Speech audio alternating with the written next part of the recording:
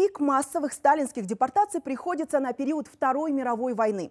С начала 40-х годов число принудительно переселенных граждан Советского Союза превысило 3,5 миллиона человек. Их лишали права жить на своей исторической земле, отбирали имущество и выселяли в малообжитые районы, где часто не было никаких условий для жизни. Несогласных арестовывали, некоторых расстреливали. Официальная причина принудительных переселений – государственная измена.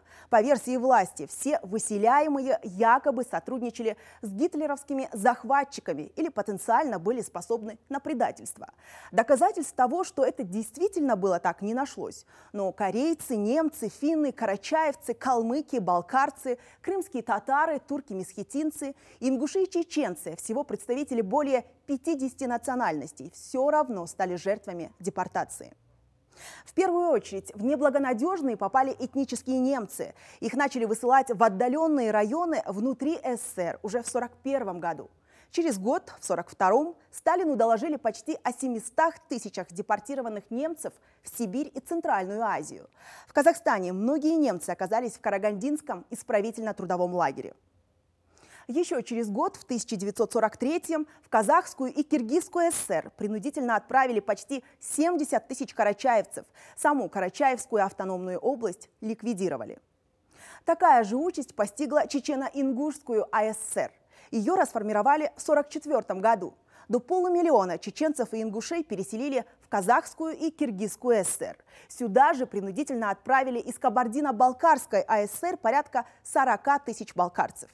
Одна из версий депортации огромной массы людей именно в Казахстан и Кыргызстан – экономическая. В военные годы в эти регионы эвакуировали значительное число промышленных объектов из Центральной России и Украины. И этим заводам остро не хватало дешевой рабочей силы. В другие центральноазиатские республики принудительно депортированных выселяли в меньшем количестве. В 1944 году началось переселение крымских татар. На их депортацию советская власть выделила всего 3 суток. За 72 часа из своих домов были изгнаны более 200 тысяч крымских татар. Большинство из них отправили в сельскохозяйственный Узбекистан, незначительную часть в прилегающие районы Казахстана и Таджикистана. Насильственная депортация осуществлялась силами НКВД. На сборы специальным переселенцам давали всего несколько часов. Куда их отправляют, людям не сообщали. Имущество и хозяйство у выселенных конфисковывали. Так называемых неблагонадежных и предателей в наглухо закрытых и переполненных вагонах увозили за тысячи километров от родных мест. В пути у людей не было ни еды, ни теплой одежды, ни медобслуживания. Спустя годы очевидцы расскажут, как в эшелонах погибали тысячи и тысячи людей. Тяжело было не только по пути к спецпоселениям, но и на местах. Люди жили в окружении вооруженной охраны, за колючей проволокой, занимались тяжелым физическим трудом. Многие переселенцы из южных регионов уже в первую же зиму умирали от морозов, другие погибали от болезней и травм. До сих пор нет точных данных о реальном количестве жертв тех депортаций. По оценкам разных исследователей, за первые годы насильственной высылки от голода, истощения и болезней умерли от 20 до 40% переселенцев.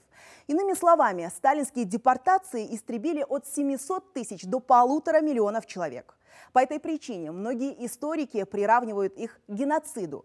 Массовые переселения народов как ничто лучше указывают на правовую незащищенность людей в СССР и беспредельный произвол советской власти.